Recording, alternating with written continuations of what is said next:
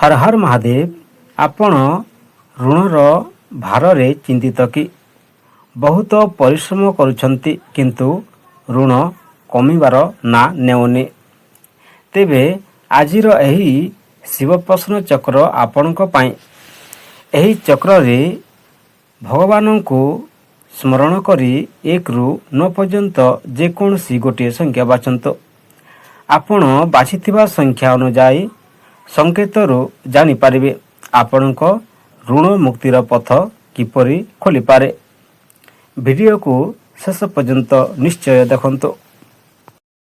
आपण एक संख्या बाछिछंती ताहेले शिव प्रश्न चक्र अनुसार एक संख्या मुख स्थान को सूचित करे।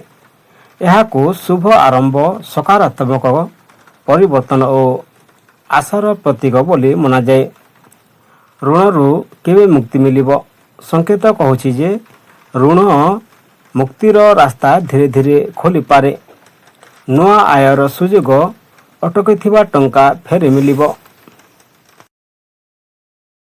सफलतार संकेत आपणक ऋण समस्यार समाधान दिगरे भल सुजोग आसीबो। बाधा दूर हेबो। आय नूतन मार्ग खोली पारे जहा ऋण परिशोध रे सहायक होई पारे। चिंता कमिबो। धैर्य और सकारात्मक मनोभावन रखिले परिस्थिति धीरे धीरे उन्नति होई पारे। आपण 2 संख्या बाछिछंती ताहेले शिव प्रश्न चक्र अनुसार 2 संख्या नेत्र स्थान को सूचित करे। यह को दूरदृष्टि, सचेतनता और सठिक निष्पत्ति रे प्रतीक बोली मना जाए। ऋणरू केवे मुक्ति मिलिबो? संकेत कहूछि जे ऋण मुक्ति तुरंत नुहे किंतु धीरे धीरे रास्ता खोली पारे बोली मना जाए। अनावश्यक खर्च नियंत्रण करिबो। धैर्य रखंतु। आपणक ऋण एकाथरे शेष हेबो नाही, बरम धीरे धीरे परिशोध हेबो। समय लागि पारे। धन आसीबार सुजोग सृष्टि हेबो किंतु आशा ठारो किछि विलंब होई पारे। भरोसा हरांतु नाही। आपणक निरंतर परिश्रम करिबा ओ हार न मानिबार संदेश देउछन्ते। समय आसिले समस्यार समाधान निश्चय हेबो। आपण 3 संख्या बाछिछंती ताहेले शिव प्रश्न चक्र अनुसार 3 संख्या कंठ स्थान को सूचित करे। यह को वाणी, संपर्क और शुभ संवादर प्रतीक बोली मना जाए। ऋणरू केवे मुक्ति मिलिबो? संकेत कहूछि जे आपणक ऋण मुक्तिर रास्ता कौन से शुभ खबर, नुआ रोजगार किंबा अटकिथिबा टंका मिलिबा माध्यम रे खोली पारे बोली मना जाए। आर्थिक क्षतिरू सतर्क रुहंतु। एही समय रे नुआ ऋण नेबा किंबा बड़ आर्थिक विपदपूर्ण निवेश करिबारो दूरे रुहंतु। पारिवारिक शांति बजाय रखंतु। ऋणर चाप जोगु घरे विवाद होई पारे। शांत रुहंतु और अनावश्यक वाद विवादरू दूरे रुहंतु। भूल परामर्शरू सतर्क रुहंतु। टंका पैसा संबंधी निष्पत्ति रे अजणा किंबा भूल संगति रे लोकंक सह। आपण 4 संख्या बाछिछंती ताहेले शिव प्रश्न चक्र अनुसार 4 संख्या हृदय स्थान को सूचित करे। यह को धैर्य, विश्वास और कर्म फलर प्रतीक बोली मना जाए। ऋणरू केवे मुक्ति मिलिबो? संकेत कहूछि जे ऋणर भार एबे धीरे धीरे कमी पारे बोली मना जाए।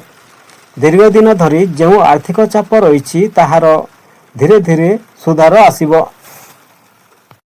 ऋणर परिशोधर सुजोग। पुराना ऋण शोध करिबा पई भल सुजोग सृष्टि होई पारे। व्यवसाय किंबा चाकरी रे उन्नति, कार्य संबंधी यात्रा किंबा नुआ सुजोगरू आर्थिक लाभ मिलिबो। आर्थिक स्थिति रे सुधार, आय बढ़िबा किंबा नुआ धन प्राप्तिर संभावना रही जहा आर्थिक स्थिति को अधिक सुदृढ़ करिबो।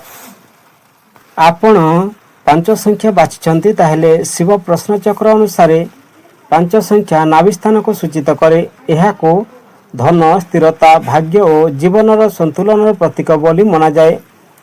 ऋणरू केवे मुक्ति मिलिबो? संकेत कहूछि जे ऋण मुक्तिर समय धीरे धीरे निकट को आसुची बोली मना जाए। आपणक परिश्रम फल मिलिबो। आय वृद्धि रही।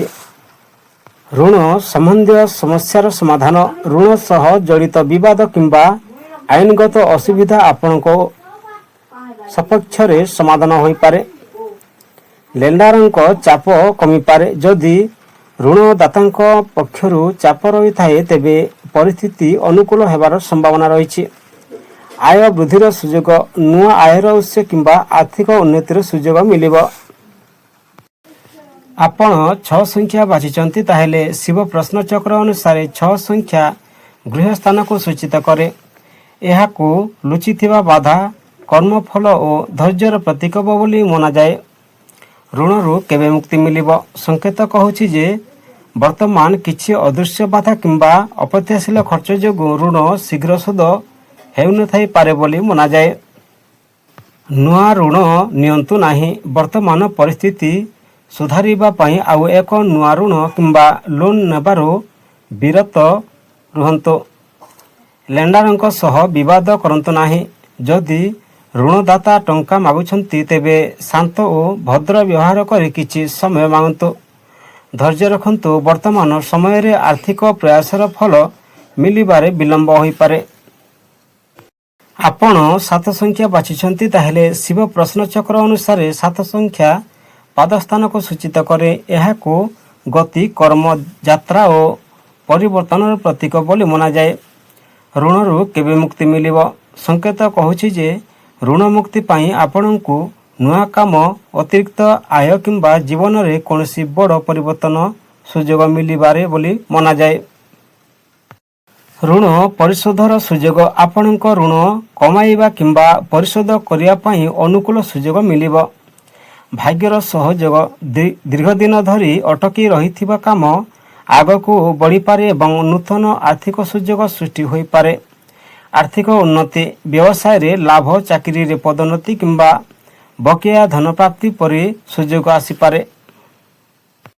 ଆପଣ 8 ସଂଖ୍ୟା ବାଛିଛନ୍ତି, ତାହେଲେ ଶିବ ପ୍ରଶ୍ନଚକ୍ର ଅନୁସାରେ 8 ସଂଖ୍ୟା ବାମଭୁଜ ସ୍ଥାନକୁ ସୂଚିତ କରେ। ଏହାକୁ ପରିଶ୍ରମ, ସହଯୋଗ, ଦାୟିତ୍ୱ ଓ କର୍ମ ଶକ୍ତିର ପ୍ରତୀକ ବୋଲି ମନାଯାଏ। ଋଣରୁ କେବେ ମୁକ୍ତି ମିଳିବ?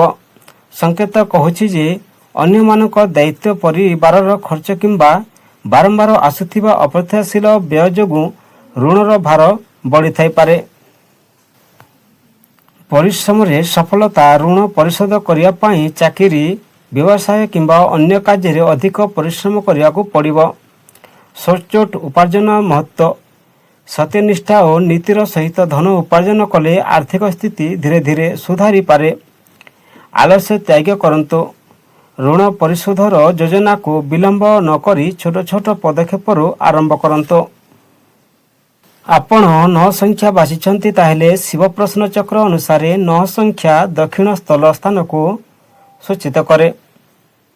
ଏହାକୁ ସାହସ, କର୍ମଶକ୍ତି ଓ ବିଜୟର ପ୍ରତୀକ ବୋଲି ମନାଯାଏ। ଋଣରୁ କେବେ ମୁକ୍ତି ମିଳିବ? ସଂକେତ କହୁଛି ଯେ ଦୀର୍ଘ ସମୟ ଧରି ଚାଲି ଆସୁଥିବା ଋଣର ଭାର ଧୀରେ ଧୀରେ କମିବାରେ ବୋଲି ମନାଯାଏ।